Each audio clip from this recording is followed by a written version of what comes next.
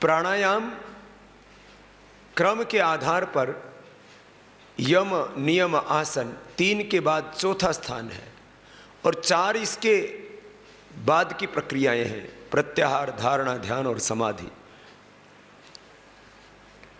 इसका मतलब यह हुआ कि प्राणायाम करने से पहले आसन में बैठना और आसन में बैठते समय पूर्ण एकाग्रता। यम नियम का अर्थ है मन हमारा पॉजिटिव मोड पर होना चाहिए।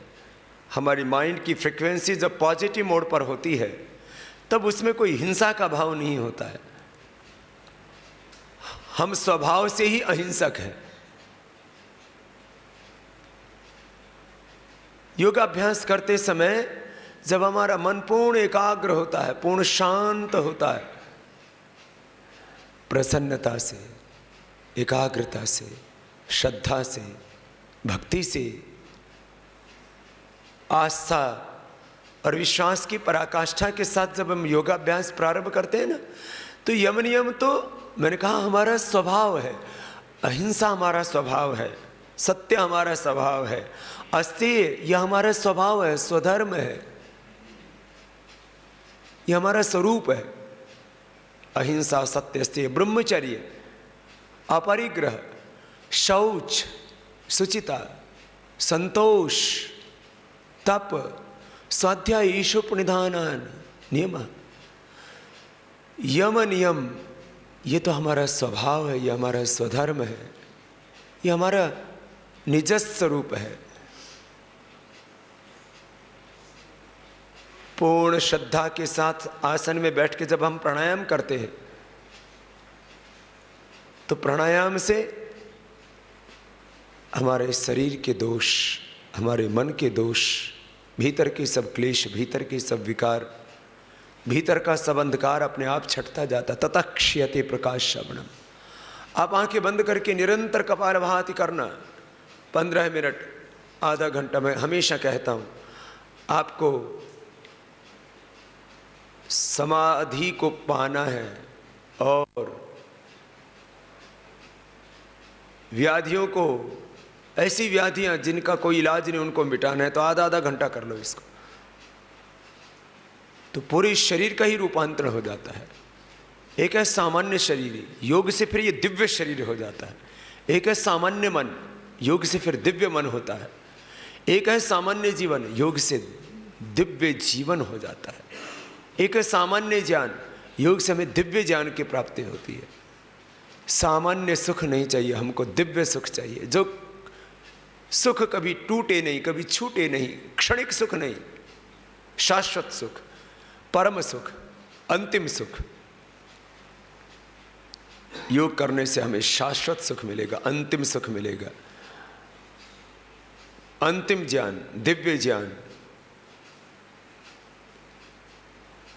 सामान्य सत्य तो है, जगत का हम देख रहे हैं, परम सत्य की अनुभूति, परम सत्य की अनुभूति, अंतिम सत्य की अनुभूति, शाश्वत सत्य की अनुभूति। ये 3 शब्द मैं इसलिए बोल रहा हूँ, 3 शब्द बोलने से वो सत्य पूरी तरह से अभिव्यक्त हो जाता है। जीवन का एक है सामान्य सत्य, एक है परम सत्य, अंतिम सत्य, शाश्वत सत्य। एक है जीवन का सामान्य सुख जो हम इंद्रियों से, मन से प्राप्त करते हैं, शरीर से प्राप्त करते हैं। अंतिम सुख, शाश्वत सुख, परम सुख, सामान्य ज्ञान। और एक है वो परम ज्ञान, परम ज्ञान, अंतिम ज्ञान, दिव्य ज्ञान, अतीन्द्रिय ज्ञान, कुछ भी कहें उसको, शाश्वत ज्ञान। तो योग से हमको दिव्य सुख मिलता है, योग से हमको दिव्य ज्ञान मिलता है, दिव्य शक्तियां मिलती हैं। योग से हमको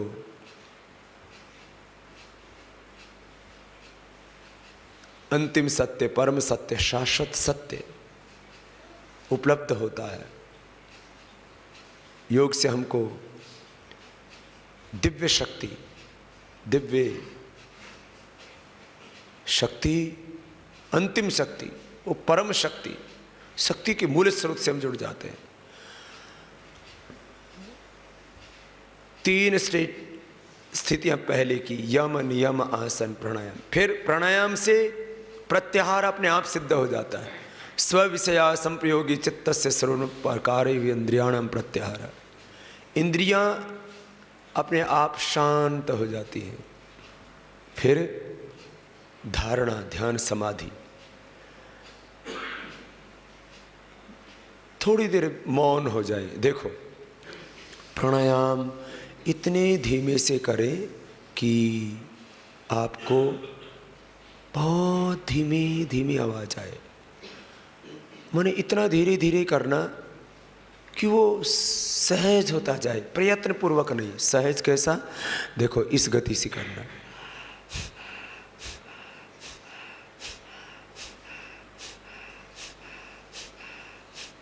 व्याधियों को मिटाने के लिए हम मध्यम गति से करते हैं। समाधि को पाने के लिए सहज गति से करना। और अब अपने मन का एक केंद्र बना लीजिए आप। मूलाधार, रीढ़ की हड्डी के मूल में। प्राणायाम रहस्य पुस्तक में आपको चक्रों का स्थान बताते हैं। रीढ़ की हड्डी के मूल में मूलाधार चक्र है, उसके थोड़ा ऊपर स्वादिष्ठान, नाभि में मणिपुर, दोनों स्तरों के मध्य हृदय, वाम भाग में जहाँ फिजिकल हार्ट है ये अनाहत चक्र, गले में ये विशुद्धि चक्र, जहाँ तिलक लगाते हैं दोनों भ्रुवों के मध्य ये आज्ञा चक्र, और जहाँ शिखा रखते हैं ये सहस्रार। अब मूलाधार, स्वादिष्ठान, मणिपुर, ये 3 चक्र शक्ति के केंद्र हैं। हृदय, अनाहत, विशुद्धि, ये भक्ति के, प्रेम के, करुणा के, आस्था के, विश्वास के, श्रद्धा के केंद्र हैं। शक्ति, भक्ति, श्रद्धा, ज्ञान, ज्ञान का केंद्र आज्ञा चक्र, ब्रह्म ज्ञान का केंद्र है सहस्रार। 2 तरह की विद्याएं हैं ना, अपरा विद्या, परा विद्या। तत्र द्वेह विद्ये वेदितव्ये यत ब्रह्म विदः वदन्ति। हमारे ऋषियों ने कहा कि 2 विद्याओं का ज्ञान सबको होना चाहिए। एक को बोलते हैं परा विद्या, एक को बोलते हैं अपरा विद्या। अपरा विद्या ये संसार का ज्ञान, प्रकृति से लेकर के परमेश्वर पर्यंत, पदार्थों का ज्ञान, एक एक परमाणु से लेकर के, एक एक अणु से लेकर के, पिंड से लेकर के ब्रह्मांड तक का जितना भी संपूर्ण ज्ञान है, इसको बोला अपरा विद्या। परा यया तत् अक्षरम अधिगम्यते। और परा विद्या जिससे वो ब्रह्म तत्व अनुभूति में आ जाता है। संसार में ये 2 ही विद्याएं हैं, परा विद्या, अपरा विद्या। तो अपरा विद्या का केंद्र है आज्ञा चक्र, परा विद्या का केंद्र है सहस्रार। अब आपको ये परा और अपरा विद्याओं को पाना है, माने परमाणु से लेकर के परमेश्वर पर्यंत जितना भी ज्ञान है उसको अधिगत करना है, प्राप्त करना है, उसका साक्षात्कार करना है। तो आप आज्ञा चक्र या सहस्रार में मन को टिकाइए, तो आप महाज्ञानी हो जाएंगे, महाविवेकी हो जाएंगे।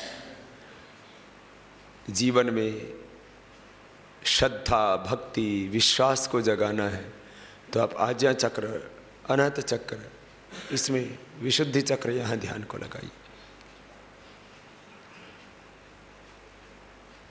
आपके शरीर में बहुत दुर्बलता है, शक्तिहीनता है, तो मूलाधार, स्वादिष्ठान, मणिपुर चक्र में ध्यान को लगाइए। जैसे हमारी अलग अलग इंद्रियों में अलग अलग शक्तियां हैं। जैसे आंखों में देखने की शक्ति है, अब देखने का काम आंख ही कर सकती है, हाथ देखने का काम नहीं करते हैं। कानों में सुनने की शक्ति है, वाणी में बोलने की शक्ति है, नाक में सूंघने की शक्ति है। अब नाक के अंदर ही परमेश्वर ने वो शक्ति पैदा की हुई है कि और भी तो शरीर की कोशिकाएं हैं, पूरे शरीर में तो अरबों खरबों कोशिकाएं, लेकिन सूंघने का काम खाली नासिका की के अंदर जो कोशिकाएं हैं वही करती है। ऐसे जैसे हमारे शरीर में अलग अलग इंद्रियों में, अलग अलग शरीर की कोशिकाओं में अलग अलग शक्ति दी है, लीवर के, पेनक्रियाज के, हार्ट के, फेफड़े के, थायराइड के जो कोशिकाएं हैं, पिट्यूटरी पिनल ग्लैंड है, राइट लेफ्ट ब्रेन है, नर्वस सिस्टम है, नस नाड़ियाँ हैं, उनमें अलग अलग तरह की शक्ति है। तो इन अष्ट चक्रों में अलग अलग प्रकार की शक्ति है। जैसा आप चाहें वैसी शक्ति आप भीतर से पा सकते हैं। देखो जरा इस बात को समझना, आप यदि मूलाधार चक्र में, मणिपुर चक्र में, किसी भी एक चक्र में, हृदय चक्र में, आज्ञा चक्र में, 8 चक्रों में से किसी भी चक्र में मन को टिका देते हैं तो वहीं आपको एक विशेष शक्ति प्राप्त होगी। जरा इसको सुनना। देखो प्राणायाम करते करते 2 काम एक साथ होंगे। एक तो क्रिया चल रही है, ये प्राणायाम की क्रिया चल रही है, इसके साथ अगला प्रोसीजर है, अगली प्रक्रिया है, अगली पद्धति है विशेष शक्ति पाने की, सिद्धियों को पाने की। देश बंधस्य तस्य धारणा, मन को एक स्थान पर टिका दो। जिनको व्याधि विशेष है तो जो व्याधिग्रस्त शरीर का अंग है वहां पर मन को टिका देना। जैसे किसी को गांठ है, टीबी की गांठ है, कैंसर की गांठ है, साधारण गांठ है, किसी को घुटनों में दर्द है, किसी को लीवर की बीमारी है, किडनी की बीमारी है, किसी को हार्ट में ब्लॉकेज है, किसी को थायराइड की बीमारी है, कोई भी रोग विशेष है या पूरे शरीर में दर्द है तो मणिपुर चक्र में मन को केंद्रित कर लीजिए। आपको SLEMS की प्रॉब्लम है, ऑटोमेन डिजीज है, तो महर्षि पतंजलि कहते हैं नाभि चक्रे काय व्यूह ज्ञानम। पूरे शरीर की शक्तियां आपको प्राप्त करनी है तो नाभि चक्र में ध्यान लगाओ। आपने सुना होगा रावण की नाभि में अमृत था और जब तक उसमें बाण नहीं लगा वो नहीं मरा। तो वो तो बाण मारने के लिए था, ये कपालभाति का बाण तारने के लिए है।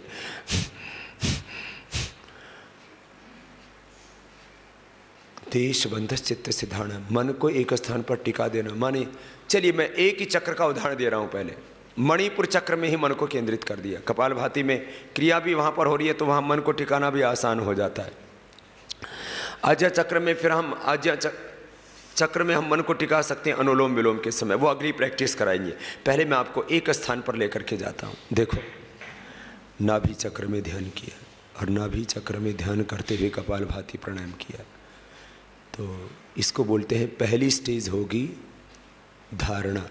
रुक जाएंगे सब और मेरे साथ पहले बोलेंगे, फिर 5 मिनट इसकी मैं प्रैक्टिस कराता हूँ। सब बोलेंगे देश बंधस चित्तस्य धारणा। अगला सूत्र है तत्र प्रत्यय एकतानता ध्यानम। फिर अगला सूत्र है तदेव अर्थमात्र निर्भासम स्वरूप शून्यमिव समाधि ही। फिर अगला सूत्र है त्रयम एकत्र संयमः। फिर अगला सूत्र है तज्जयात् प्रज्ञालोकः। फिर अगला सूत्र है तस्य भूमिश विनियोगः। फिर अगला सूत्र प्रातिभाद वा सर्वम। अब इन 7 सूत्रों को जरा समझो। अभी प्राणायाम मत करना, खाली मन को केंद्रित करना। ये नाभि में मन को टिका दिया तो पहले क्या दिखेगा आपको? पहले आपको नाभि दिखेगी, नाभि का आकार दिखेगा। तो पहले पहले आपको भौतिक नाभि दिखती है, नाभि दिखती है। जो शरीर विज्ञान के बारे में जानते हैं उन सबको पता है कि नाभि से पूरा शरीर जुड़ा हुआ है। जब हम माँ के पेट में थे तब नाभि से ही हमारे पूरे शरीर को शक्ति मिलती थी। माँ के शरीर से नाभि जुड़ी हुई थी। जब हम पैदा हुए तो यहाँ से इसको काट दिया गया। जिसकी जैसी कटिंग होती है वैसी नाभि की आकृति हो जाती है। किसी की नाभि थोड़ी बाहर निकली होती है, किसी की नाभि अंदर बैठी हुई होती है, अलग अलग तरह की नाभि होती है। नाभि से पूरा शरीर जुड़ा हुआ है, क्योंकि नाभि से ही पूरे शरीर को पोषण मिला, मस्तिष्क को पोषण मिला, हृदय को पोषण मिला, हड्डियों को, मांसपेशियों को पोषण मिला। नाभि के द्वारा ही हमने माँ के शरीर से रक्त लिया, आहार लिया और उससे पूरा शरीर बना। तो नाभि में यदि आप मन को केंद्रित कर लेते हैं और नाभि में मन को टिका लेते हैं और नाभि की शक्ति को जगा लेते हैं, तो पूरे शरीर को शक्ति मिल जाएगी। तो मूलाधार, स्वादिष्ठान, मणिपुर, ये तीनों ही यद्यपि शक्ति के केंद्र हैं। तो नाभि चक्र की मैंने प्रथम बात की, यहाँ पर मन को टिका दिया। तो आप बिना प्राणायाम किए संकल्प से भी ये कर सकते हैं, लेकिन उससे जो मेरा अपना भी अनुभव है कि संकल्प के साथ, समर्पण के साथ जब पुरुषार्थ जुड़ जाता है तो आपको होने वाला जो लाभ है वो 100% होगा। तो प्राणायाम के बाद महर्षि पतंजलि ने बताया प्रत्याहार, फिर बताया धारणा, ध्यान, समाधि, और वो सूत्र मैंने आपको बताए। फिर उसके बाद कहा संयम, फिर उससे कहा कि तज्ज्ञात प्रज्ञालोक है, उससे फिर कहते हैं एक दिव्य शक्ति प्राप्त होती है, प्रज्ञालोक उसको नाम दिया उन्होंने। तस्य भूमिषु विनियोग है, फिर वो जो अंदर जो शक्ति, जो ज्योति, जो प्रकाश जो प्राप्त होता है, उस प्रकाश का, उस ज्योति का, उस आभा मंडल का, आप उस ओरा का आप अपने शरीर के अंदर कई तरह से उपयोग कर सकते हैं। आप जरा सुनिए, आप जैसे बहुत धीरे धीरे कपालभाति कर रहे हैं, खाली नाभि उसमें हिलती हुई दिखती है। तो शुरू में तो आपको नाभि में चमड़ी दिखाई देगी और उसके साथ में जुड़ी हुई और ज़्यादा गहराई से देखेंगे तो नस नाड़ियाँ, बस। इससे आगे आपको कुछ नहीं देखना। फिर वहीं पर मन को टिकाए रखना बस। पहले भौतिक नाभि दिखेगी, इस नाभि में, उसी में आपका ध्यान लग जाएगा, वहीं आप एकाग्र हो गए। मन की 5 अवस्थाएं, क्षिप्त, मूढ़, विक्षिप्त, एकाग्र अवस्था, फिर वहाँ निरुद्ध अवस्था। एकाग्र अवस्था, इसी का नाम है धारणा, और उसी की निरंतरता ये ध्यान। देश बंधस चित्तस्य धारणा, देश माने स्थान, बंध माने टिकाना, चित्तस्य माने चित्त को, मन को, इसी को बोलते हैं धारणा, एकाग्रता। मन को एकाग्र कर दिया नाभि चक्र में। तत्र प्रत्येकतानता ध्यानम, उसी की एकाग्रता की निरंतरता का नाम ध्यान। तदेव अर्थमात्म निर्भासम स्वरूप शून्य समाधि। आप यहाँ मन को टिका करके आधा घंटे तक आप ऐसे ही ध्यान करना बस, तो अपने आप समाधि लग जाएगी। आप सहज समाधि, शून्य समाधि, कुछ भी नाम दीजिए उसको, निर्बीज समाधि, निर्विकल्प समाधि, निर्विचार समाधि, उसको जो है कैवल्य कहिए आप, उसको प्रतिप्रसव की साधना कहिए, उसको ट्रांसेंडेंट मेडिटेशन कहा एक महापुरुष ने, कोई भी नाम दे दीजिए। पतंजलि आयुर्वेद के सबसे अच्छे व सबसे सस्ते स्वदेशी उत्पाद पतंजलि चिकित्सालयों व आरोग्य केंद्रों के साथ साथ अब दिल्ली, हरियाणा और पंजाब के खुले बाजार में भी उपलब्ध।